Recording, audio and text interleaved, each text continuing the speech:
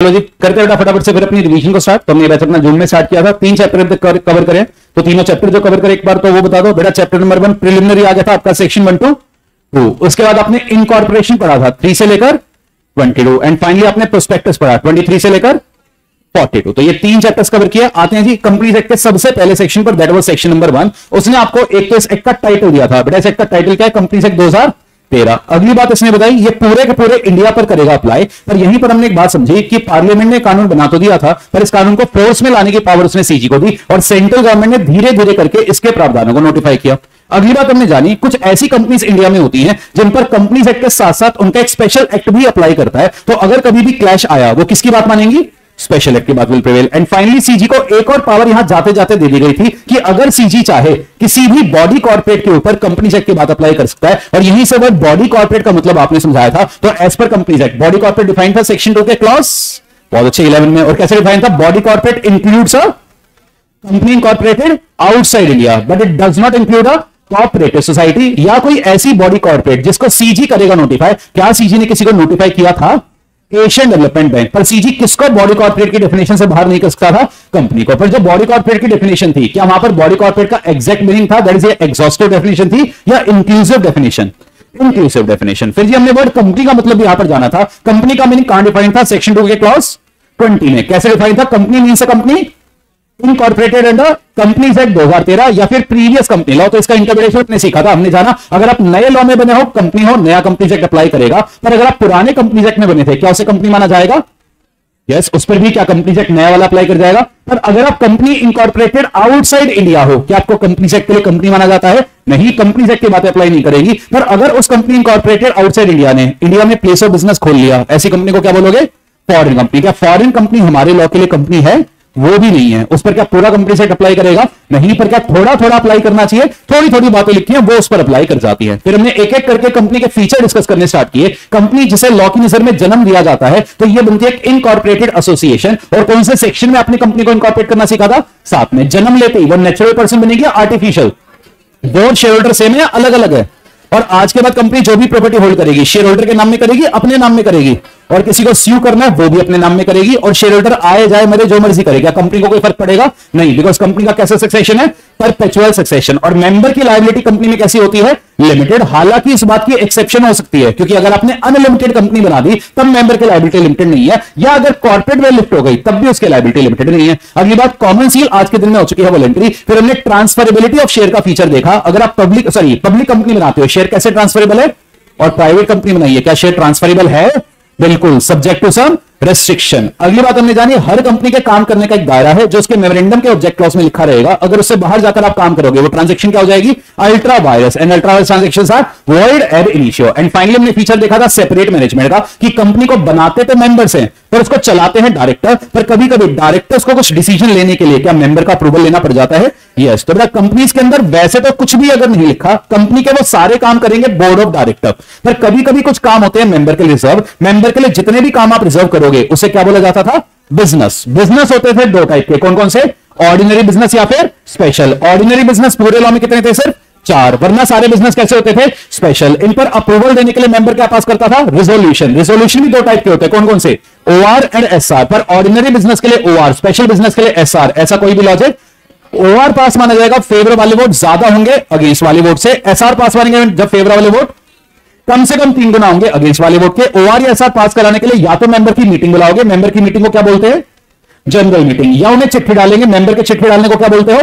Postal ballot. अगर general meeting बुलाई, meeting में वोटिंग का पहला तरीका शो ऑफ हैंड्स, दूसरा तरीका पोल एंड तीसरा तरीका कौन सा आ जाएगा? E voting. इस तरीके से आप कंपनीज के अंदर करते हैं decision making. Coming down to directors. फिर डायरेक्टर्स की अगर बात करें वो भी 2 प्रकार के रेजोल्यूशन पास करते हैं। कौन कौन से? या तो रेजोल्यूशन बाय सिंपल मेजोरिटी जिसको हम बोर्ड रेजोल्यूशन भी कहते हैं, वरना डायरेक्टर कभी कभी क्या पास करते हैं? यूनानिमस। पर पूरे कंपनीज एक्ट में यूनानिमस रेजोल्यूशन सिर्फ कितने कामों के लिए चाहिए होता है? 3। वरना आपका काम नॉर्मल बोर्ड रेजोल्यूशन चलता है। और ये रेजोल्यूशन पास कराने के लिए या तो आप डायरेक्टर्स की मीटिंग बुलाओगे जिसको क्या कहा जाएगा? Board meeting. या फिर डायरेक्टर को भी चिट्ठी डाल सकते हो। डायरेक्टर के चिट्ठी डालने को क्या बोला जाएगा? Resolution bye circulation. इस तरीके से आप यहां पर डायरेक्टर की डिसीजन मेकिंग करते हैं। इनका डायरेक्टर चाहे तो अपनी पावर को डेलीगेट भी कर पाएंगे, वो करना भी आपको अलाउ कर दिया जाता है। इसके बाद हमें जाना था एक इंसान था, उसने कंपनी बनाई और अपना शूज मैन्युफैक्चरिंग का बिजनेस कंपनी को ट्रांसफर किया। थोड़े से शेयर लिए, थोड़े से सिक्योर्ड डिबेंचर लिए और जब कंपनी बंद हुई तो सवाल उठा पैसा पहले अनसिक्योर्ड को मिलेगा या सिक्योर्ड को? और वोर कंपनी तो दोनों सेम है, तो सेम है या अलग अलग है? केस का नाम salmon versus salmon company limited. फिर जी कंपनी के नाम में एग्रीकल्चर इनकम कमाई तो एग्जम्प्ट थी, पर जब कंपनी ने फार्मर्स को ट्रांसफर करी तो उनके हाथ में डिविडेंड के फॉर्म में टैक्सेबल हो गई, बिकॉज दोनों की सेपरेट लीगल एंटिटी है। केस का नाम मिसेस बच्चाएव गुस्ताख। तो ये दो सेपरेट लीगल एंटिटी के केसेस आपने यहां पर डिस्कस किए। पर जी कंपनी की सेपरेट लीगल एंटिटी एक बहुत अच्छा फीचर है तो सही, पर अगर आप उसका मिसयूज करोगे तो सेपरेट लीगल एंटिटी को डिसरिगार्ड करके सीधे लायबल करवा दिया जाएगा। हाँ जी, कोई डाउट?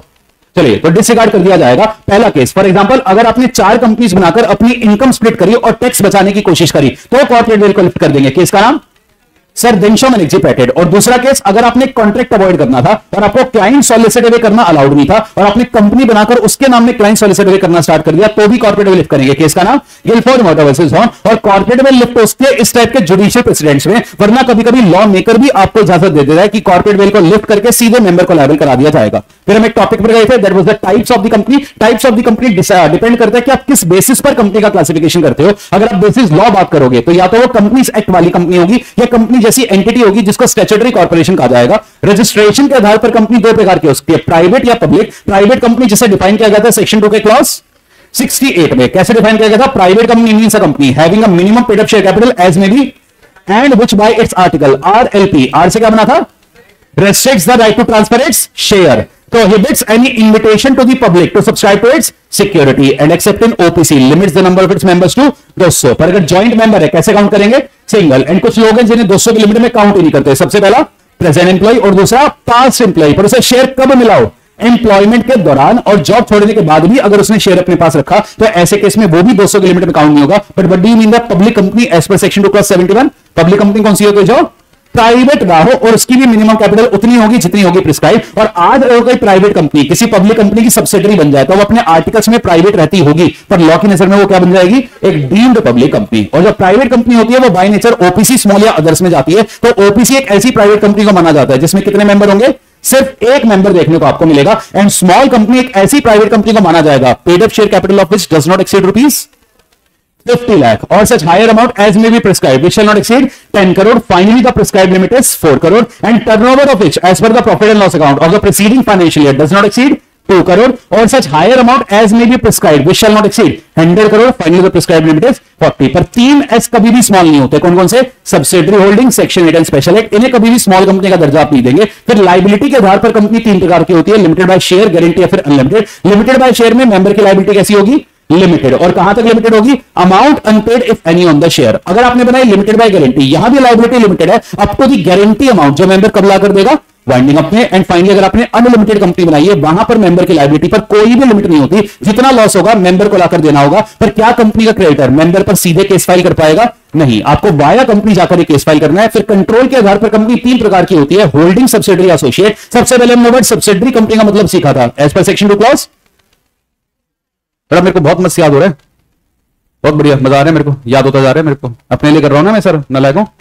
साथ साथ नहीं बोलोगे तो कैसे याद होगा? एनीवेज, तो बेटा सब्सिडरी कंपनी बनाने के 2 रास्ते आपको दिए गए थे सेक्शन 2 के क्लॉज 87 में कि पहली बात, किसी भी कंपनी को सब्सिडरी किसी दूसरी होल्डिंग कंपनी के रिलेशन में देखा जाएगा। और सब्सिडरी बनाने के 2 रास्ते हैं। पहला रास्ता क्या? By controlling the composition of the board of director. और किसी भी कंपनी के बोर्ड ऑफ डायरेक्टर के कॉम्पोजिशन का कंट्रोल आपके पास है। यह कब माना जाएगा? जब आप उस कंपनी में या तो सारे या फिर मेजॉरिटी डायरेक्टर्स को अपॉइंट या रिमूव करने का अधिकार अगर रखते हैं तो यह अधिकार आपके पास है। या आप उस कंपनी में वोटिंग पावर एक्वायर कर लीजिए। कितने से ज्यादा? 50% से ज्यादा। और उसकी वोटिंग पावर आप डायरेक्टली भी एक्वायर कर सकते हो और क्या अपनी सब्सिडरीज के थ्रू भी एक्वायर कर सकते हो, वो भी चलेगा। पर जब हम टोटल वोटिंग पावर की बात करते हैं, आपके पास एक कंपनी में कितना वोटिंग परसेंटेज है वो किससे डिसाइड होता है? शो ऑफ हैंड से या पोल से? पोल से। और पोल पर हम क्या देखते हैं? नंबर ऑफ शेयर या paid up value? Paid up किसकी देखते हैं? इक्विटी या प्रेफरेंस? नॉर्मली सिर्फ इक्विटी, पर क्या प्रेफरेंस वाले के पास भी कभी कभी वोटिंग राइट आ जाता है? कितने केसेस में? 4 केसेस में। पहला case any dissolution directly affected his right, दूसरा डिसोल्यूशन फॉर वाइंडिंग अप, तीसरा डिसोल्यूशन फॉर कैपिटल रिडक्शन, या अगर आपने उसका 2 साल का डिविडेंड पे नहीं किया फिर वो कंपनी में हर रिसोल्यूशन पर वोट डालने का अधिकार एक्वायर कर लेता है। और अगर आप इंडिया के बाहर जाकर सब्सिडरी खोलते हो फिर भी क्या उसको सब्सिडरी कंपनी बोला जा सकता है? बिल्कुल, बिकॉज इस सेक्शन के पर्पस के लिए वर्ड कंपनी में किसे कवर किया गया था? Body corporate. और आज के दिन में कुछ कंपनीज की number of layer of subsidiary कितने से ज्यादा नहीं होगी? 2 से ज्यादा, पर अगर एक लेयर बॉस की है तो इनडायरेक्टली आपको 3 लेयर अलाउड है, पर ये लेयर वाली बात आपकी bank, NBFC, insurance and government companies पर अप्लाई नहीं करती। इसके बाद हम कहते हैं होल्डिंग कंपनी पर। कोई भी कंपनी होल्डिंग तब बनती है जब दूसरी कंपनी बन जाती है उसकी सब्सिडरी। एंड फाइनली हम कहते हैं एसोसिएट कंपनी पर। किसी भी कंपनी को अगर एसोसिएट बनाना है उसमें आपको क्या एक्वायर करना पड़ेगा? Significant influence. सिग्निफिकेंट इन्फ्लुएंस का मतलब क्या होता है? कितने परसेंट की वोटिंग पावर? 20% की टोटल वोटिंग पावर आपके पास कम से कम होनी चाहिए, या फिर उसके कौन से डिसीजन में पार्टिसिपेट करने का राइट? बिजनेस डिसीजन में। पर अगर इन्फ्लुएंस बढ़ते बढ़ते इतना बढ़ गया कि वो 50 से टप गया तो उसको एसोसिएट बोलोगे, सब्सिडरी बोलोगे। और कंपनी सेट के पर्पस के लिए एक और कंपनी आपकी एसोसिएट कंपनी की डेफिनेशन में कवर थी, कौन सी? Joint venture company. उसको भी सॉरी एसोसिएट कंपनी की डेफिनेशन में कवर माना गया। फिर हमने बेसिक कुछ और क्लासिफिकेशन सीखे थे, जिसमें सबसे पहले आपने सीखा था गवर्नमेंट कंपनी। कोई भी कंपनी गवर्नमेंट कंपनी कब कहलाती है? जब उस कंपनी में सेंट्रल या स्टेट गवर्नमेंट मिल मिलाकर कितनी परसेंट की क्या होल्ड करेगी?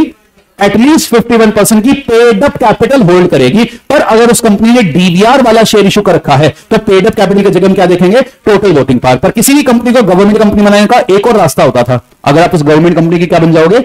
सब्सिडरी। और सब्सिडरी हो या नहीं, इसके लिए 51 देखेंगे, सब्सिडरी वाला क्राइटेरिया देखेंगे। पर क्या गवर्नमेंट कंपनी का एम्प्लॉय गवर्नमेंट एम्प्लॉय होता है ना? एंड गवर्नमेंट कंपनी जैसे ही अपने खाते बनाएगी, एजीएम होने के बाद 3 महीने में वो खाते वो पार्लियामेंट के बोथ हाउसेस के आगे पेश करेगी। और अगर स्टेट लेजिस्लेचर उसकी मेंबर थी तो स्टेट लेजिस्लेटिव असेंबली में भी खाते पेश किए जाते हैं। फिर जी हमने देखा था सेक्शन 8 कंपनी, जिसके बारे में सेक्शन 8 में डिस्कस कर लेंगे। फिर हमने सीखा था फॉरेन कंपनी। कोई भी कंपनी फॉरेन कंपनी कब कहलाती है? जिसका प्लेस ऑफ बिजनेस किस में आ जाएगा? इंडिया में। और वो प्लेस ऑफ बिजनेस आज के दिन में फिजिकल होना चाहिए, इलेक्ट्रॉनिक भी हो सकता है, और खुद होना चाहिए, एजेंट के थ्रू भी हो सकता है, किसी के भी थ्रू आपका प्लेस ऑफ बिजनेस आ सकता है, उसको माना जाएगा फॉरेन कंपनी। फिर हमने देखा था जी dormant and Nidhi company. Nidhi company एक ऐसी कंपनी जो सिर्फ मेंबर से पैसा रेज करती है, मेंबर को लोन देती है, सेक्शन 406। और डोरमेंट कंपनी सेक्शन 455, एक ऐसी कंपनी जो आज बन तो कही है पर कोई एसेट होल्ड करने के लिए और काम करेगी फ्यूचर में, उसे डोरमेंट कंपनी मान लिया जाएगा। एंड लास्टली आपने क्लासिफिकेशन सीखा था member. What do you mean by member? तो किसी भी कंपनी का मेंबर बनने के लिए 3 क्राइटेरिया थे। आप मेंबर कब बन सकते हो? By subscribing to the memorandum. तो अगर आप मेमोरेंडम के सब्सक्रिप्शन क्लॉज में नाम लिखकर कम से कम 1 शेयर खरीदना एग्री कर लोगे, आपको मेंबर माना जाएगा। या बाद में अगर मेंबर बनना चाहते हो तो या तो अलॉटमेंट, ट्रांसफर, ट्रांसमिशन या एस्टॉपर से मेंबरशिप आपके पास आ सकती है, पर आपको इन राइटिंग एग्री करके अपना नाम रजिस्टर्ड मेंबर में दर्ज करवाना पड़ेगा। पर अगर कंपनी का शेयर डीमैट फॉर्म में है तो मेंबर किसको माना जाएगा? डिपॉजिटरी को, या जिसका नाम डिपॉजिटरी के बेनिफिशियल ओनर के रजिस्टर में लिखा होगा उसको। बट अब वैसे तो मेंबर और शेयर होल्डर ये दोनों टर्म्स बिल्कुल सेम है, पर अगर आपको अंतर ढूंढना पड़े, थोड़े बहुत अंतर कभी कभी मिल सकते हैं। जैसे कंपनी एक्ट मेंबर को तो डिफाइन करता है, शेयर होल्डर को डिफाइन नहीं करता। तो सर शेयर होल्डर मानेंगे किसको? जो शेयर होल्ड करता है। तो सर आज अगर हमने कंपनी बनाई है जिसमें शेयर कैपिटल ही नहीं है तो वहां पर शेयर होल्डर नहीं बोलेंगे, वहां मेंबर बोलेंगे। और आज अगर मेरे पास फिजिकल शेयर है और मैंने ट्रांसफर करने के लिए आपको दिया, काबिड अपने नाम में जाकर ट्रांसफर करवा लो, तो जब तक ट्रांसफर नहीं कराओगे मेंबर मैं रहूंगा, शेयर होल्डर आप बन जाओगे। और आज अगर हम इनकॉर्पोरेशन की बात करें तो जो सब्सक्राइबर टू दी मेमोरेंडम होता है, इनकॉर्पोरेट होते ही उसको मेंबर मान लिया जाता है, पर वो शेयर होल्डर बनेगा जब फाइनली उसको शेयर अलॉट कर दिया जाएगा। चलो चैप्टर 1 के ये सारे इंपॉर्टेंट टॉपिक्स थे जो हमने यहां पर कवर किए। चैप्टर 1 में कोई भी डाउट? चलिए, so this brings us to chapter number 2 and that was incorporation of the company। Section number 3 से लेकर 22 तक जाएगा। चैप्टर पढ़ने से पहले हमने सबसे पहले यहां पर वर्ड प्रमोटर का मतलब जाना था। As per section 2 clause 69 promoter means a person जिसका नाम कंपनी खुद से बताएगी, कहां पर प्रोस्पेक्टस में या एनुअल रिटर्न में, या जिसका कंपनी के अफेयर्स के ऊपर क्या होगा? कंट्रोल, या जिसकी डायरेक्शंस के हिसाब से board of directors are accustomed to act. पर इसमें हम एक इंसान को काउंट नहीं करते जिसने किस कैपेसिटी में एडवाइस दी थी? प्रोफेशनल कैपेसिटी में एडवाइस दी थी। इसके बाद हम कहते हैं सेक्शन नंबर 3 पर पहली बात उसने बताई मिनिमम नंबर ऑफ मेंबर किसी भी कंपनी में कितने चाहिए होते हैं बता दो। पब्लिक कंपनी में 7, प्राइवेट में 2 एंड ओपीसी में हमेशा 1। अगली बात उसने बताई लाइबिलिटी के आधार पर आप कितने टाइप की कंपनी बना सकते हो? 3, limited by share, limited by guarantee, unlimited. पर अगर आप एक आईएफएससी कंपनी होते हो, आईएफएससी कंपनी होती है हमेशा company limited by share. And finally जितनी भी बातें हमने सेक्शन में सीखी वो ओपीसी के रिगार्डिंग सीखी थी। ओपीसी बनाने के लिए मेंबर जब भी आरओसी के पास स्पाइस प्लस आईएनसी 32 फाइल करेगा, साथ में वो नॉमिनी का नाम बताएगा और आरओसी नॉमिनी का नाम कहां रिकॉर्ड कर देगा? मेमोरेंडम में। पर क्या नॉमिनी चाहे तो वो अपनी कंसेंट विड्रॉ कर सकता है? नॉमिनी को ये बात किस किस को बतानी पड़ेगी? कंपनी को भी और मेंबर को भी। जैसे ही वो मेंबर को बताएगा, मेंबर नए नॉमिनी का नाम कंपनी को बताएगा 15 दिन में, कंपनी ये बात आरओसी को बताएगी कितने दिन में? 30 दिन में। कौन से फॉर्म में? आईएनसी 4। मेंबर चाहे वो भी नॉमिनी बदल सकता है, नई नॉमिनी का नाम कंपनी को बता देगा, कंपनी आगे आरओसी को बता देगी 30 दिन में। एंड फाइनली अगर मेंबर की डेथ हो जाए या वो इनकेपेबल टू कॉन्ट्रैक्ट हो जाए तो नॉमिनी बन जाएगा मेंबर, फिर वो अपने नई नॉमिनी का नाम कंपनी को बताएगा 15 दिन में, और कंपनी आगे आरओसी को बता देगी 30 दिन में इन फॉर्म आईएनसी 4। अगर छोटी सी बात ध्यान हो, 30 दिन एक्स्ट्रा मिलते थे, स्टार्टिंग से ही काउंट होते थे। अगली बात यहां पर हमने सीखी रूल नंबर 3 की कि अगर आपको ओपीसी का मेंबर या नॉमिनी बनना है तो आपको होना पड़ेगा एक नेचुरल पर्सन जो इंडिया का सिटीजन पक्का से हो। पर क्या रेजिडेंट होना आज के दिन में जरूरी है? बिल्कुल भी नहीं। वैसे रेजिडेंट किसको माना जाएगा? जो इंडिया में पिछले साल रहा होगा कम से कम 120 दिन। मैक्सिमम कितने ओपीसी के मेंबर? एक के। मैक्सिमम कितने के नॉमिनी? एक के। पर क्या एक का मेंबर और दूसरे का नॉमिनी होना संभव है? बिल्कुल। पर अगर कल को दूसरे का मेंबर की डेथ हो गई और आप वहां भी मेंबर बन गए तो सिचुएशन आपको करेक्ट करनी पड़ेगी 180 दिन में। अगली बात 3 रेस्ट्रिक्शन लगती है ओपीसी पर। माइनर ओपीसी का मेंबर या नॉमिनी नहीं हो सकता। सेक्शन 1 कंपनी की तरफ काम नहीं कर सकते और non banking financial investment activity including investment in securities of body corporate ये वाला काम करना आपको अलाउड नहीं होता। और अगर आप चाहें तो आप अपनी ओपीसी को एक नॉर्मल प्राइवेट या पब्लिक कंपनी में कन्वर्ट कर सकते हैं। उसके लिए रूल 6 आया था। उसने कहा कन्वर्ट करते समय एक तो रेजोल्यूशन पास करना 122 के हिसाब से, minimum member, minimum director, minimum capital के रिक्वायरमेंट को आप मीट करना, सेक्शन 18 कंप्लाई करना, फॉर्म आईएनसी 6 फाइल करना, सबको चुके नया सर्टिफिकेट ऑफ इनकॉर्पोरेशन मिलेगा, कंपनी हो जाएगी कन्वर्ट। और अगर आप चाहें तो क्या प्राइवेट कंपनी को भी ओपीसी में कन्वर्ट कर सकते हैं, बस वो सेक्शन 8 नहीं होनी चाहिए। कन्वर्ट करने के लिए एसआर पास करेंगे, साथ में एनओसी लेते थे किससे? मेंबर से और कैटर से। एसआर की कॉपी एमजेडी 14 में 30 दिन में फाइल करेंगे, फिर एक फॉर्म फाइल करेंगे आईएनसी 6, सब कुछ ओके है तो आरओसी कन्वर्ट करके नया सर्टिफिकेट ऑफ इनकॉर्पोरेशन दे देगा। और अगर किसी भी पॉइंट ऑफ टाइम पर पब्लिक कंपनी के नंबर ऑफ मेंबर 7 के नीचे गए या प्राइवेट के मेंबर 2 के नीचे गए, इमीडिएटली कुछ नहीं होगा क्योंकि आपको कितना समय मिलेगा? 6 महीने। पर अगर आपने 6 महीने में भी मेंबर को इंक्रीज नहीं किया, जितने रिमेनिंग मेंबर है वो हो जाएंगे severally liable provided they were Cognizant of that fact. Section number 3। और मेंबर कौन से डेट्स के लिए लायबल होगा? 6 महीने के दौरान वाले, 6 महीने के बाद वाले? 6 महीने के बाद वाले। फिर हम गए थे जी मेमोरेंडम पर। सेक्शन 4 मेमोरेंडम का आया था और उसने मेमोरेंडम बनाना सिखाया था। मेमोरेंडम के सारे क्लॉजेस आ गए थे। सबसे पहला क्लॉज कौन सा आ गया? Main clause. दूसरा कौन सा आया? सिचुएशन। यहां पर पूरे रजिस्टर्ड ऑफिस का एड्रेस आएगा या सिर्फ स्टेट का नाम। तीसरा आपका आ गया था ऑब्जेक्ट। चौथा आया लायबिलिटी। पांचवा आया कैपिटल जिसमें आप ऑथराइज कैपिटल लिखते हो। फाइनली आया सब्सक्रिप्शन पर अगर आपने ओपीसी बनाई है। एक और क्लॉज देखने को मिलेगा नॉमिनेशन। और इन सारे क्लॉजेस में सबसे ज्यादा टाइम आपका कौन से क्लॉज बनाने पर जाएगा? ऑब्जेक्ट क्लॉज, क्योंकि वो बनाना बड़ा जरूरी है क्योंकि एक कंपनी ने एक बार अपने ऑब्जेक्ट क्लॉज में लिख दिया था it is into the business of mechanical engineering and general contractor, और उसने किसी के साथ फाइनेंशियल कॉन्ट्रैक्ट कर लिया और वो इंसान कहे जी फाइनेंशियल कॉन्ट्रैक्ट तो वर्ड जनरल कॉन्ट्रैक्टर में कवर्ड है, बताइए का कवर्ड माना जाएगा। एक रूल ऑफ इंटरप्रिटेशन आपने लगाया था, ध्यान तो रूल ऑफ एडजस्टमेंट जनरल, और जज साहब ने कहा जी फाइनेंशियल कॉन्ट्रैक्ट में ये सब नहीं आएगा बिकॉज जनरल कॉन्ट्रैक्टर अपना वर्ड ड्रॉ करेगा मैकेनिकल इंजीनियरिंग से। तो यहां से आपकी डॉक्ट्रिन ऑफ अल्ट्रा वायरस निकल करके आई। केस का नाम Ashbury railway carriage and iron company limited versus Riche. पर क्या मेमोरेंडम के ऑब्जेक्ट क्लॉज में हर छोटी छोटी बात लिखना मैंडेटरी होता है या कुछ बातें इंप्लाइड भी होती हैं? कुछ बातें इंप्लाइड भी होते हैं। फिर हमने एक एक करके मेमोरेंडम के सारे क्लॉजेस की चर्चा करी थी। सबसे पहली बात नेम क्लॉज। किसी भी कंपनी का नामकरण करते वक्त 4 बातों का ध्यान आपको रखना होता है। क्या क्या? नाम आइडेंटिकल ना हो, नाम ऑफेंसिव ना हो, अगली बात नाम सीजी के ओपिनियन में अनडिजायरेबल ना हो, और कुछ ऐसे वर्ड्स हैं जो आप नाम में इस्तेमाल करना चाहो कर सकते हैं पर अप्रूवल लेना पड़ेगा सीजी का। इसके लिए हमने एक रूल 8A8B भी पढ़ा और ये सारे फैक्टर्स का ध्यान रखते हुए एक नई नई कंपनी का नाम रिजर्व करवाने के लिए आप कौन से फॉर्म का इस्तेमाल करते हो? Spice plus. और आरओसी कितने दिन के लिए नाम रिजर्व करेगा? 20 दिन। पर अगर 20 दिन एक्सपायर होने वाले हैं, कंपनी इंकॉर्पोरेट नहीं हुई, कुछ फीस दे दो, टाइम बढ़कर 40 दिन हो जाएगा। कितनी फीस? 1000। अगर 40 दिन में एक्सपायर होने वाले 2000 और दे दो, टाइम बढ़कर कितना हो जाएगा? और अगर डायरेक्टली 3000 दे दो तो डायरेक्टली 60 हो जाता है। पर अगर कोई एग्जिस्टिंग कंपनी नाम चेंज करना चाहती है उसके इसमें स्पाइस का इस्तेमाल नहीं होता। कौन सा फॉर्म इस्तेमाल होता है? रन। और उसके इसमें सीधा 60 दिन के लिए नाम रिजर्व होगा। और अगर आपके फॉर्म में कोई भी एरर है, कितने दिन का रिसबमिशन का टाइम मिलता है? 15 दिन। और ये आपने नाम रिजर्व करवा लिया पर आरओसी को पता चला गलत जानकारी देकर नाम रिजर्व करवाया था। अगर कंपनी अभी तक इंकॉर्पोरेट नहीं हुई है, आरओसी रिजर्व नेम को कर देगा कैंसिल, 1 लाख रुपए तक की पेनल्टी आप पर लगा देगा। पर अगर कंपनी इंकॉर्पोरेट हो गई होगी तो आरओसी कंपनी का नाम चेंज करने के लिए बोलेगा within 3 months by passing over, वरना कंपनी का स्ट्राइक ऑफ या वाइंड अप भी कराया जा सकता है। अगली बात, हमने सारी जानकारी एकदम ठीक दी थी, फिर भी आरओसी ने लापरवाही से कंपनी को एक ऐसे नाम से इंकॉर्पोरेट कर दिया जो नहीं होना चाहिए था। तो क्या कंपनी का नाम रेक्टिफाई करने के लिए बोला जाएगा? रेक्टिफाई करने के लिए कौन बोलेगा? सीजी। कौन से सेक्शन में? 16। बहुत अच्छे। और सेक्शन 16 यहां पर आपका आ गया था रेक्टिफिकेशन ऑफ नेम। तो या तो सीजी सुओ मोटो किसी भी कंपनी को अपना नाम बदलने के लिए बोल सकता है। ऐसे केस में 3 मंथ्स बाय पासिंग ओवर आपको नाम बदलना ही पड़ेगा, वरना किसी की कंप्लेंट पर भी नाम बदलने को बोला जा सकता है। किसकी कंप्लेंट पर? ट्रेडमार्क पर। ट्रेडमार्क होल्डर की कंप्लेंट कितने टाइम में आ जानी चाहिए? 3 साल में आ जानी चाहिए। और अगर इसकी कंप्लेंट में दम है, सीजी 3 महीने में बाय पासिंग ओवर नाम चेंज करने को बोलेगा। अगर नाम चेंज कर लिया आरओसी को 15 दिन में बताओगे, पर अगर आपने नाम चेंज नहीं किया सीजी एक बहुत बढ़िया नाम आपको दे देगा, ORDNC, year of passing of direction, serial number and SIN number of the company, that will become the new name of the company। और जिंदगी भर इस घटिया से नाम के साथ जीना पड़ेगा। या कोई भी कंपनी अपना नाम कभी भी बदल सकती है। बदल सकती है कौन से सेक्शन में? 13, जो डील करता है ऑल्टरेशन ऑफ मेमोरेंडम। तो मेमोरेंडम का अगर आप कोई भी क्लॉज ऑल्टर करना चाहते हो, सेक्शन 13 में पास करना पड़ता है SR, except 1 clause, capital clause. Capital clause हम बदलते हैं 61 में बाय पासिंग ओवर। तो अगर आपको नाम चेंज करना है, SR पास करना, साथ में अप्रूवल किसका लोगे? सीजी का। एंड फाइनली सीजी के अप्रूवल की जरूरत 2 केस में नहीं होती, अगर आप सिर्फ नाम में वर्ड प्राइवेट एड या डिलीट करते हो। एंड एसआर की कॉपी सीजी का अप्रूवल आरओसी के पास फाइल कर दो, नाम चेंज हो जाएगा, पर अगर 3 चीजों का डिफॉल्ट किया था तो नाम नहीं बदलने देंगे।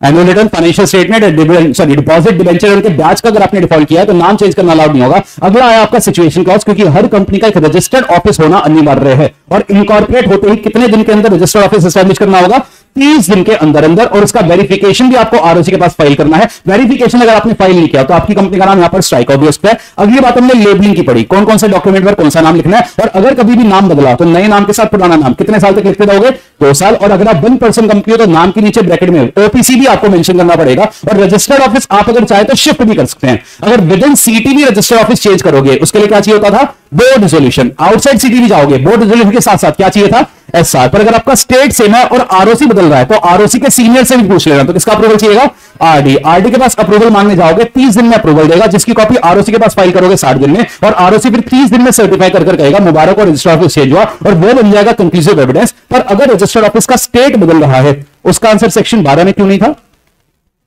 स्टेट बदल रहा है तो उसका आंसर सेक्शन 12 में क्यों नहीं था, बिकॉज उस केस में आपको मेमोरेंडम का सिचुएशन क्लॉज भी बदलना पड़ेगा। दैट इज व्हाई आंसर दिया था सेक्शन नंबर 13 ने, और उसने कहा था सिचुएशन क्लॉज बदलने के लिए एक तो आप एसआर पास करोगे, साथ में अप्रूवल लोगे सीजी का। सीजी 60 दिन में अप्रूवल देगा, इवन तो सीजी की पावर इस केस में भी डेलीगेटेड किसको थी, आरडी को। पर सीजी अप्रूवल देने से पहले किसके इंटरेस्ट का ध्यान रखेगा, क्रेडिटर। और आरओसी का अप्रूवल, सॉरी एसआर की कॉपी और सीजी का अप्रूवल आप दोनों स्टेट के आरओसी के पास फाइल करोगे, तब जाकर के आपका सिचुएशन क्लॉज ऑल्टर होगा।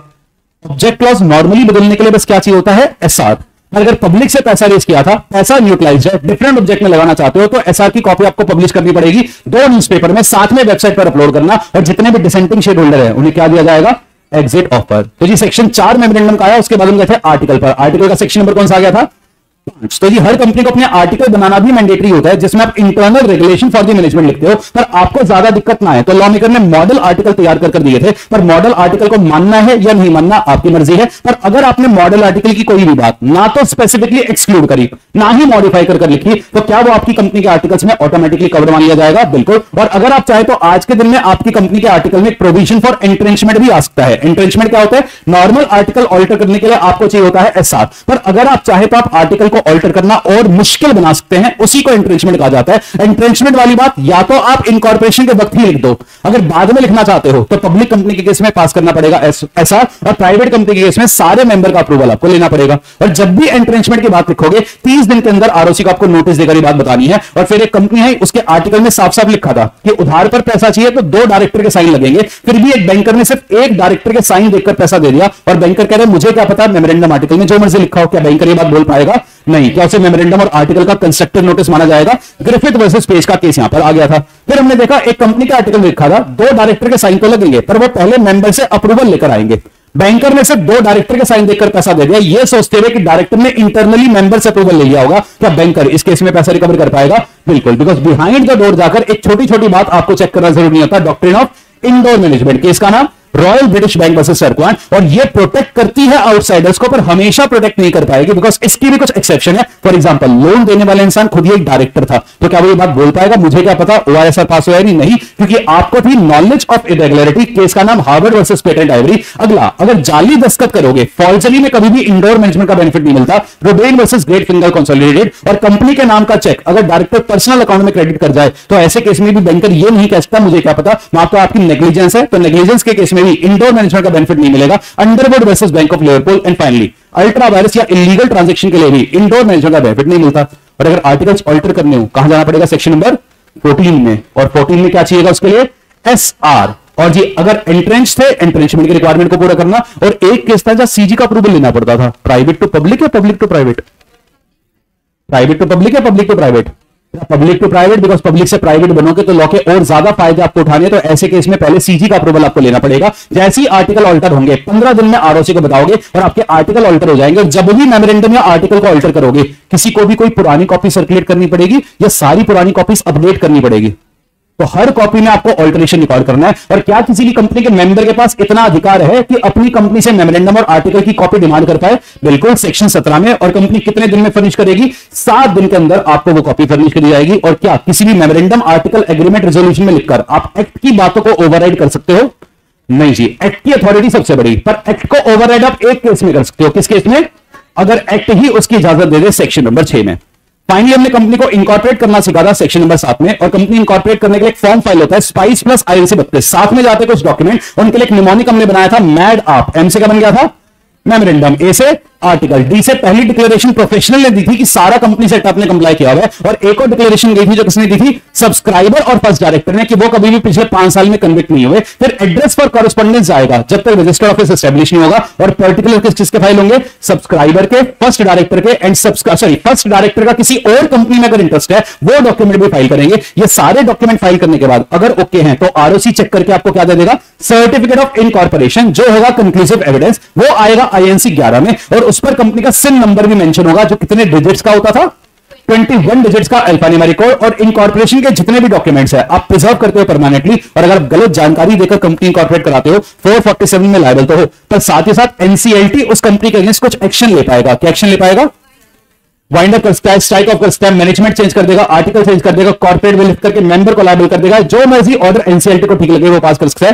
And what is the effect of incorporation of a company, what is the effect of incorporation of a company, अगर ये सवाल पेपर में आ जाए, company will come to existence, it will become a body corporate जिसकी separate legal entity होगी, perpetual succession होगा, that is जो भी फीचर्स कंपनी के होते हैं वो सारे फीचर्स को मिलते हैं सेक्शन नंबर 9 से। And what is the effect of registration of memorandum and article, जी ये माना जाएगा कि कंपनी ने और हर मेंबर ने मेमोरेंडम और आर्टिकल को पढ़ के हर ने उसके ऊपर साइन किया हुआ है, और इस बात की वजह से क्या कंपनी मेमोरेंडम और आर्टिकल में लिखे गई बात की वजह से मेंबर के टुवर्ड्स लायबल है, यस। क्या मेंबर कंपनी के टुवर्ड्स लायबल है, यस। पर क्या एक मेंबर डायरेक्टली किसी और मेंबर पर केस फाइल कर पाएगा, बिल्कुल भी नहीं। सेक्शन 11 लॉ से मिट हो गया था। फिर हमने पढ़ा था सेक्शन 10A, ये जो था अमेंडमेंट्स आया था, और ये सेक्शन अप्लाई करता था उन सारी कंपनी पर जो इनकॉर्पोरेट होती है 2 नवंबर 2018 के बाद, और जिसमें शेयर कैपिटल भी है। तो ऐसी कंपनीज को आज के बाद ना तो इनकॉर्पोरेट होने के बाद बिजनेस करना अलाउड है, ना ही बोरोइंग करना अलाउड है, जब तक वो 2 कंप्लायंस पूरे ना कर दे। कौन कौन से कंप्लायंस, एक तो आपको रजिस्टर्ड ऑफिस का वेरिफिकेशन फाइल करना मैंडेटरी है, और दूसरा कंप्लायंस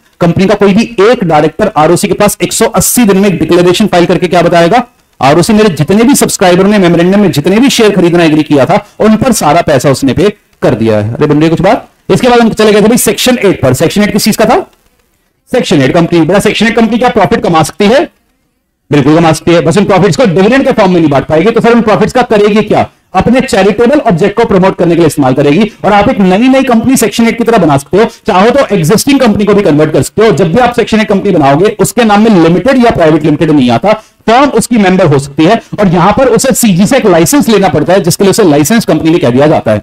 सेक्शन 8 कंपनी का मेमोरेंडम और आर्टिकल बदलना इतना आसान नहीं होता, CG का अप्रूवल आपको लेना पड़ेगा। और अगर आप चाहें तो सेक्शन 8 कंपनी को नॉर्मल कंपनी में कन्वर्ट कर सकते हो, पर कन्वर्ट करते वक्त जितने भी एक्यूमुलेटेड प्रॉफिट्स होंगे कहां ट्रांसफर करने पड़ेंगे, IEPF में, और साथ में SR भी लगेगा, RD का अप्रूवल भी आपको लगेगा। और अगर सेक्शन 8 कंपनी लाइसेंस की या सेक्शन की बातों को तोड़ रही है, क्या CG उसका लाइसेंस रिवोक करके उसके नाम में लिमिटेड प्राइवेट लिमिटेड लगा सकती है, बिल्कुल। और ज्यादा गुस्सा आ गया तो क्या उसको अमलगमेट भी कर सकती है, पर अमलगमेशन किसके साथ होगा, कोई दूसरी सेक्शन 8 कंपनी जो सिमिलर ऑब्जेक्ट में हो, या कंपनी का वाइंडिंग अप भी हो सकता है। वाइंडिंग अप पर अगर कुछ भी सरप्लस बचा, या तो किसी दूसरी सेक्शन 8 कंपनी को ट्रांसफर होगा, या किसको ट्रांसफर कर दिया जाएगा, इंसॉल्वेंसी एंड बैंक्रप्सी फंड। इसके बाद हम गए थे सेक्शन नंबर 18 पर। बड़ा सिंपल सा सेक्शन था, अगर आप चाहें तो एक टाइप की कंपनी को दूसरे टाइप की कंपनी में कन्वर्ट कर सकते हैं। उसके लिए 13 एंड 14 को कंप्लाई करना, पर क्या कन्वर्जन के बाद जितने पुराने केसेस कॉन्ट्रैक्ट थे बेकार हो जाएंगे, नई कंपनी के नाम में कंटिन्यू हो जाएंगे। एंड फाइनली हमने पढ़ा था section 19, very very important section of this chapter, कि किसी भी सब्सिडरी कंपनी को अपनी होल्डिंग कंपनी का शेयर खरीदना अलाउड नहीं होता। अगर होल्डिंग कंपनी अलॉटमेंट या ट्रांसफर कर भी दे वो क्या होगा, वॉइड। पर इस बात की कितनी एक्सेप्शन थी, 3। पहले एक्सेप्शन कौन सी थी, अगर उसके पास वो शेयर आ रहा है as a legal representative of the deceased member of the holding company चलेगा, या सब्सिडरी के पास शेयर आया है एज अ ट्रस्टी, या उसके पास वो शेयर आया था सब्सिडरी बनने से पहले। और तीनों केसेस में वोटिंग राइट मिल जाएगा ना, सिर्फ पहले 2 केस में। लास्ट केस में आपके पास वोटिंग राइट नहीं आता। 20 आया था सर्विस ऑफ डॉक्यूमेंट का, कि अगर कंपनी को कोई डॉक्यूमेंट आप सर्व करना चाहते हैं, ये सारे मेथड दिए गए हैं, इनसे सर्व कर सकते हैं। कंपनी ROC या मेंबर को कोई डॉक्यूमेंट भेजना चाह रही है, इन तरीकों से भेज पाएगी। पर कोई मेंबर कह रहा है जी मैं किसी दूर दराज के इलाके में रहता हूं, पोस्ट मेरे पास नहीं पहुंचता, कंपनी पैसा पकड़ो, मेरे को जनरल मीटिंग का नोटिस कोरियर से भेजना, तो क्या कंपनी इस रिक्वेस्ट को एंटरटेन करने के लिए बाउंड है, बिल्कुल। और जनरल मीटिंग का नोटिस हर मेंबर पर कितने टाइम में सर्व मान लिया जाता है, 48 आवर्स में आप सर्व मान लेते हो। कंपनी के यहाँ पर कोई भी डॉक्यूमेंट साइन करना है तो KMP या any other officer authorise sign कर सकता है। कोई भी चेक साइन करना है, बिल ऑफ एक्सचेंज साइन करना है, 1 सेकंड साइन कर सकता है। पर अगर कोई डीड साइन करनी है उसके लिए आपको एक पावर ऑफ अटॉर्नी बनाकर एक पर्सन को ऑथराइज करना पड़ेगा। उस POA के ऊपर या तो कंपनी की कॉमन सी लगाओगे, या 2 डायरेक्टर के साइन, या डायरेक्टर प्लस CS के साइन। Chapter number 2। और सुना चलिए, this brings us to last chapter of our syllabus that we have covered and that is chapter number 3। किस चीज का था? Prospectus and allotment of security. 23 से लेकर तो ये चैप्टर हम एक सीक्वेंस लेकर चले थे, उसी सीक्वेंस से रिवाइज करेंगे। सेक्शन 23 ने आपको बताया पब्लिक कंपनी के पास पैसा रेज करने के 4 रास्ते होते हैं। कौन कौन से? Public issue, private placement, right issue, bonus issue. जब भी पब्लिक इशू की बात आती है, पब्लिक इशू में 3 चीजें आ जाती हैं। क्या क्या? IPO, FPO, offer for sale. Private company आपके पास भी 3 रास्ते हैं। कौन कौन से? Private placement, right issue, bonus issue. और क्या इंडिया की कंपनी को नॉर्मली सीधे बाहर जाकर लिस्ट होना अलाउड है? ना। पर क्या अब उसका रास्ता खुल गया है? बिल्कुल। अब अगर सीजी चाहे कोई जुरिस्डिक्शन नोटिफाई करके वहां आपको लिस्ट होने की इजाजत दे सकती है, और सीजी ने अभी तक एक ही जुरिस्डिक्शन नोटिफाई करी है। कौन सी? आईएफएससी। और जैसी कोई भी कंपनी पब्लिक ऑफर लाएगी, हमारे देश में एक अथॉरिटी है, उसका रोल आ जाएगा सेबी। सेक्शन नंबर 24 ने बात आपको सिखाई। अगली बात, पब्लिक इशू में आप जो शेयर इशू करोगे वो फिजिकल फॉर्म में हो गया, डीमेट मैंडेटरी है। डीमेट मैंडेटरी हो गया सारी लिस्टेड कंपनीज के लिए, और लिस्टेड कंपनी के अलावा एक और कंपनी के लिए डीमेट रूल 9A से 2018 में मैंडेटरी हो गया था। किसके लिए? Unlisted public. पर 3 टाइप की अनलिस्टेड पब्लिक कंपनी यहां पर एग्जाम्प्ट है। कौन कौन सी? निधि, गवर्नमेंट या बॉस। एंड फाइनली 28 अक्टूबर 2023 से प्राइवेट कंपनी के लिए भी डीमेट मैंडेटरी हो गया, पर 2 टाइप की प्राइवेट कंपनी यहां पर एग्जाम्प्ट है। कौन कौन सी? Small and government. एंड जी फाइनली, अगर आप पब्लिक इशू ला रहे हो तो लिस्ट होना वॉलेंट्री है या मैंडेटरी है? लिस्टिंग आपके लिए हो जाएगी मैंडेटरी अंडर सेक्शन नंबर 40। तो एक या एक से ज्यादा रिकॉग्नाइज्ड स्टॉक एक्सचेंज से आपको लिस्टिंग का अप्रूवल लेना ही पड़ेगा। उसका नाम आप अपने प्रोस्पेक्टस में भी डिस्क्लोज करोगे, एंड जहां भी आप पैसा रेज करोगे उसे सेपरेट बैंक अकाउंट में रिसीव करना, और तब तक यूटिलाइज मत करना जब तक आप अलॉटमेंट ना कर दो, वरना वो सारा पैसा करना पड़ेगा रिफंड। और सेक्शन 40 लिस्टिंग का जरूर था, पर जाते जाते एक और बात कर गया, अंडर राइटिंग कमीशन। पर कमीशन पे करने की कुछ कंडीशन थी। NCD at par. एनसी क्या बना था? Not paid if not offered public. C से कॉन्ट्रैक्ट की कॉपी फाइल करेंगे आरओसी के पास, और साथ में प्रोस्पेक्टस में अंडर राइटिंग का देंगे डिस्क्लोजर। पे कर सकते हो आउट ऑफ प्रॉफिट्स या प्रोसीड्स ऑफ द इशू, और पावर का होनी चाहिए आर्टिकल में। और रेट ऑफ कमीशन कितना अलाउड है? शेयर्स पर 5%, डिवेंचर पर 5%, या rate authorise by article which ever is lower. और भी पब्लिक इशू ला रहे हैं तो क्या पब्लिक को प्रोस्पेक्टस इशू करना पड़ेगा? प्रोस्पेक्टस में क्या क्या बताना है? कौन सा सेक्शन ने सिखाया था? 26। तो उसने कहा था जी prospectus should be dated, it should be signed. उसमें वो सारी बातें बताओगे जो सेबी करेगा प्रिस्क्राइब। एंड फाइनली प्रोस्पेक्टस में एक डिक्लेरेशन भी जाएगा कि आपने सारे कानूनों को अच्छे से कंप्लाई कर लिया है, एंड जो भी डेट आप प्रोस्पेक्टस पर डालते हो उस डेट को क्या बोला जाता है? Date of publication. और उस दिन तक आपका प्रोस्पेक्टस आरओसी के पास फाइल हो जाना चाहिए, और एक बार फाइल हो गया तो पब्लिक में कितने दिन में इशू हो जाएगा? 90 डेज के अंदर आप इशू कर सकते हो। और प्रोस्पेक्टस पर भी यह बात लिखना कि आरओसी के पास फाइल है। और प्रोस्पेक्टस में अगर आप चाहो तो एक एक्सपर्ट की रिपोर्ट भी आ सकती है, पर वो एक्सपर्ट कंपनी के बनने में इंटरेस्टेड ना हो, और साथ में उसने अपना रिटन कंसेंट भी प्रोवाइड कर दिया हो। और प्रोस्पेक्टस बनाने का एक गोल्डन रूल भी था, क्या? It has to be truthful in all respect. और अगर आपने ये कहा 5 साल से डिविडेंड तो बांटा है, पर लॉस हुआ था, ये छुपा लिया, तो क्या सेपरेशन ऑफ फैक्ट भी स्टेटमेंट होता है? रेक्स वर्सेस केल्सन का केस भी आपने यहां पर डिस्कस किया। और अगर प्रोस्पेक्टस से पैसा रेज किया, पैसा यूटिलाइज किया, डिफरेंट ऑब्जेक्ट में लगाना चाह रहे हो तो ऐसे केस में एसआर पास करना पड़ेगा, जिसकी कॉपी पब्लिश करेंगे और साथ में वेबसाइट पर अपलोड देंगे। और जो भी डिसेंडिंग शेयर होल्डर ने क्या दिया जाएगा, सेम बात सेक्शन 27 में रिपीट करके बताई। बस 27 में एक नई बात ऐड कर दी कि आप वेरिएशन करके उस पैसे का इस्तेमाल किसी लिस्टेड कंपनी के शेयर में इन्वेस्ट करने के लिए नहीं कर पाओगे। अब company share application form issue करना स्टार्ट करेगी, पर उसके साथ पूरा 500 पेज का प्रोस्पेक्टस तो चिपका नहीं सकती। तो कंपनी क्या कर सकती है? Average prospectus. Section number 33। तो सेक्शन नंबर 33 यहां पर आया कि आप शेयर एप्लीकेशन फॉर्म के साथ समराइज प्रोस्पेक्टस चिपका देना। पर अगर इन्वेस्टर पूरे प्रोस्पेक्टस की कॉपी डिमांड करता है, क्या कॉपी फर्निश करनी पड़ेगी? पर 2 केसेस ऐसे थे जहां शेयर एप्लीकेशन फॉर्म के साथ प्रोस्पेक्टस ना भी लगाओ तो चलेगा। कौन से? अंडर राइटर को इशू किया, या फिर शेयर पब्लिक को इशू ही नहीं किया। अब पब्लिक को शेयर एप्लीकेशन दे दिया, प्रोस्पेक्टस चला गया। अब पब्लिक धीरे धीरे पैसा लगाना स्टार्ट करेगी, और हम चेक करेंगे मिनिमम सब्सक्रिप्शन अंडर सेक्शन 39 आया है नहीं। As per companies act minimum subscription कितना होता है? जितना प्रोस्पेक्टस में लिखोगे। पर सेबी ने लिमिट कितनी कर दी? 90। पर ओएफएस पर मिनिमम सब्सक्रिप्शन की बातें अप्लाई नहीं करती। एप्लीकेशन पर कम से कम आपको मंगाना पड़ेगा 5%, सेबी ने बढ़ाकर लिमिट कर दी थी 25। एंड वंस अगेन ओएफएस पर ये बातें अप्लाई नहीं करती। और मिनिमम सब्सक्रिप्शन का पैसा कितने दिन में आ जाना चाहिए? 30 दिन के अंदर। नहीं आया तो पैसा रिफंड करोगे 15 दिन में, वरना ब्याज देना पड़ जाएगा 15% पर एनम, जहां पर डायरेक्टर भी पर्सनली लायबल होगा। पर अगर सब्सक्रिप्शन आ गया तो शेयर अलॉट करना और रिटर्न ऑफ अलॉटमेंट फाइल कर देना 30 दिन में। कौन से फॉर्म में? पैस 3। इसके बाद हमने सीखा जब भी पब्लिक इशू आता है उसमें आप चाहो तो फिक्स प्राइस इशू भी ला सकते हो, वरना आप चाहो तो बुक बिल्ड इशू भी ला सकते हो, जहां पर आप प्राइस रेंज प्रोवाइड करोगे। और इसलिए यहां पर जो प्रोस्पेक्टस आता है उसमें प्राइस और क्वांटिटी की सारी डिटेल मेंशन नहीं होती। ऐसे प्रोस्पेक्टस को क्या कहा जाता है? Red herring prospectus. Section number 32 में। और इसकी कॉपी आरओसी के पास फाइल कर देना इश्यू होने से 3 दिन पहले। पर जैसे ही इश्यू क्लोज होगा आपको क्वांटिटी प्राइस पता चल जाएगी, तो फाइनल अपडेटेड प्रोस्पेक्टस भी फाइल करना होगा, जिसमें सारी वेरिएशन को क्या कर देंगे? हाईलाइट। फिर एक कंपनी कह रही मेरे को तो ना बार बार पैसा रेस करना होता है, बार बार प्रोस्पेक्टस लाकर थक चुकी हूं, कोई रास्ता है? Shelf prospectus under section number 31। पर शेल्फ प्रोस्पेक्टस कोई भी कंपनी ला सकती है सेबी द्वारा प्रिस्क्राइब। तो अगर सेबी द्वारा प्रिस्क्राइब हो और बार बार पैसा रेस करना चाह रहे हो तो पहली बात तो आप शेल्फ प्रोस्पेक्टस ले आना, जिसकी वैलिडिटी कितनी होगी?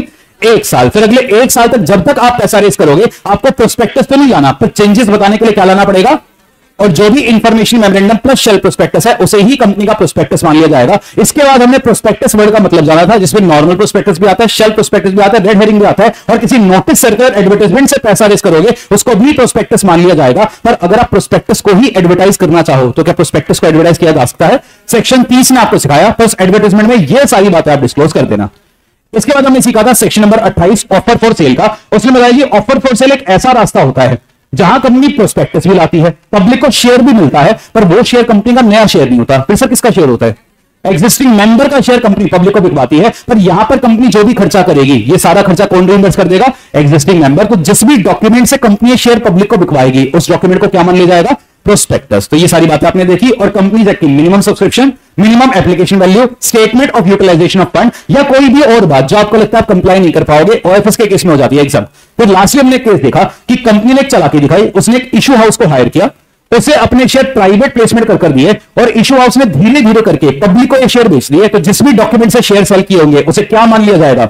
D in the prospectus, section number 25 में। पर ये जितनी भी प्लानिंग है जरूरी नहीं है कि मेलाफाइड हो, बोनाफाइड भी हो सकती है। तो बर्डन ऑफ प्रूफ नॉर्मली किस पर होगा? आरओसी पर। पर दो केसेस हैं जहां बर्डन ऑफ प्रूफ कंपनी पर आ जाएगा। कौन से दो केसेस? सबसे पहला, अगर इशू हाउस ने शेयर कितने टाइम में बेच दिए? 6 महीने, या जिस समय शेयर बेचे गए थे उस पर सारा पैसा रिसीव नहीं हुआ था। और बेटा प्रोस्पेक्टस में झूठ बोलोगे तो क्या पनिशमेंट फेस करनी पड़ेगी? क्रिमिनल लायबिलिटी प्रोस्पेक्टस में झूठ बोलने की क्या होती है? बेटा क्रिमिनल लायबिलिटी क्या होती है? सीधे कहां लायबल हो जाओगे? 447। पर इस सेक्शन से बचने के लिए आपके पास 2 सेफगार्ड थे। पहला सेफगार्ड कौन सा? अगर आप साबित कर दें कि मिसस्टेटमेंट कैसी थी?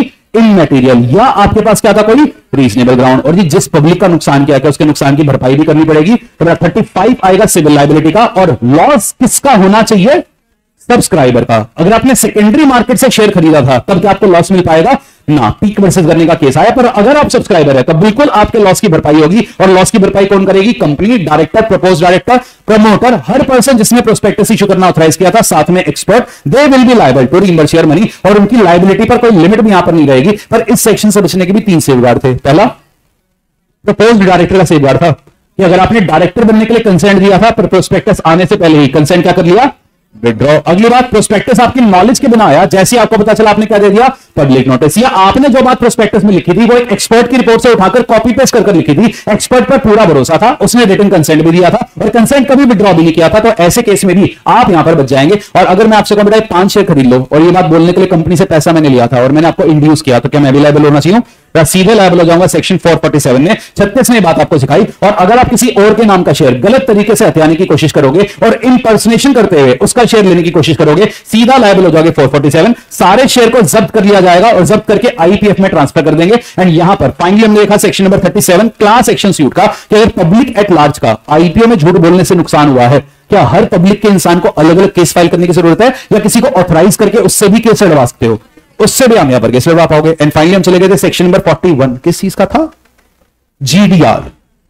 तो जी अगर एक कंपनी चाहे तो इंडिया के बाहर जाकर पैसा रेस कर सकती है, तो उस केस में से जीडीआर इशू करना पड़ेगा। पर ऐसा करने से पहले एसआर पास करोगे। और जीडीआर काम कैसे करती है?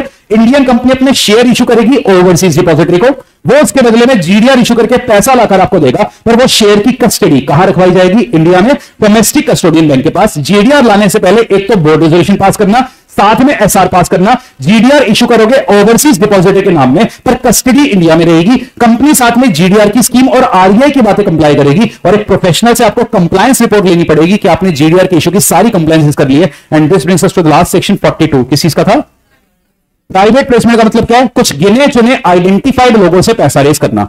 तो सबसे पहले इंपॉर्टेंट कंडीशन, लोगों का आइडेंटिफाइड होना बड़ा जरूरी है। जिसको ऑफर भेजोगे उसके नाम और एड्रेस के साथ भेजना पड़ेगा और वही इंसान शेयर खरीदेगा। अगर वो चाहे क्या किसी और के फेवर में अपना अधिकार रिनाउंस कर सकता है? बिल्कुल भी नहीं। बेटा रिनाउंसिएशन का राइट कौन से केस में होता है? राइट इशू में। यहां रिनाउंसिएशन का अधिकार आपको नहीं मिलेगा। और गिने चुने लोगों को ही प्राइवेट प्लेसमेंट करना। गिने चुने का मतलब यहां पर क्या आ गया था? 200। पर 200 की लिमिट देखी जाएगी ना फाइनेंशियल ईयर। कुछ लोग 200 की लिमिट में काउंट ही नहीं होते। कौन कौन? पीआईबी या फिर ईशॉप और इक्विटी प्रेफरेंस डिबेंचर, इनके लिए 200 की लिमिट मिलाकर देखेंगे, अलग अलग देखेंगे, अलग अलग। और अगर आपने 200 से ज्यादा लोगों को प्राइवेट प्लेसमेंट कर दिया, फिर वो प्राइवेट प्लेसमेंट नहीं है, क्या मान लिया जाएगा? Public offer. क्योंकि ये प्राइवेट प्लेसमेंट है तो यहां पर जितना भी पैसा आएगा बैंकिंग चैनल से आएगा, कैश में एक्सेप्ट नहीं करोगे। दो पैरेलल प्राइवेट प्लेसमेंट करना आपको अलाउड नहीं होता। पर अगर एक शेयर का दूसरा डिबेंचर का, तो क्या पैरेलली कर सकते हैं? तब भी नहीं कर सकते। अगली बात, प्राइवेट प्लेसमेंट की किसी भी प्रकार की मार्केटिंग करना अलाउड नहीं होगा, और अगर सेक्शन की बातों को ब्रेक करते हुए प्राइवेट प्लेसमेंट करोगे, सारा पैसा 30 दिन के अंदर 12% ब्याज के साथ लौटाना पड़ेगा। और जब भी आप प्राइवेट प्लेसमेंट का एप्लीकेशन मनी रिसीव करते हो, अलॉटमेंट कितने टाइम में जाना चाहिए? 60 दिन में, वरना रिफंड करना पड़ेगा 15 दिन में, वरना ब्याज देना पड़ेगा 12% का। पर इंटरेस्टिंग फैक्टर्स, ब्याज 76 डे से लगेगा, 61 डे से। पैसा सेपरेट बैंक अकाउंट में रिसीव करना, जब तक अलॉटमेंट करके रिटर्न ऑफ अलॉटमेंट फाइल ना कर दो तब तक आप पैसे का इस्तेमाल नहीं कर सकते, वरना सारा पैसा करोगे रिफंड। और प्राइवेट प्लेसमेंट की रिटर्न ऑफ अलॉटमेंट कितने दिन में फाइल होती है? 15 दिन में। और ये प्राइवेट प्लेसमेंट करने से पहले एज पर रूल क्या पास करना? एसआर। पर अगर नॉन कन्वर्टेबल डिवेंचर का प्राइवेट प्लेसमेंट करोगे तो क्योंकि वोटिंग राइट डाइल्यूट नहीं होता, एसआर की रिक्वायरमेंट नहीं है। पर अगर एनसीडी एक लिमिट से ज्यादा इशू करोगे, एसआर पास करना पड़ेगा। लिमिट कितनी थी? 100% of the paid up capital free subsidence securities premium. पर एसआर साल में बार बार पास करने की जरूरत है? साल में एक बार पास करा सकते हो। और अगर आपने क्यूआईबीज को शेयर दिए तब भी साल में एक बार एसआर पास कराने से काम चल जाएगा। पर अगर आप प्राइवेट प्लेसमेंट करके किसी ऐसे इंसान से पैसा रेज कर रहे हो जो किसी ऐसे देश में रहता है जो इंडिया के साथ लैंड बॉर्डर शेयर करता है, तो पैसा रेज करने से पहले मिलते जी नेक्स्ट क्लास में। Take care, bye bye.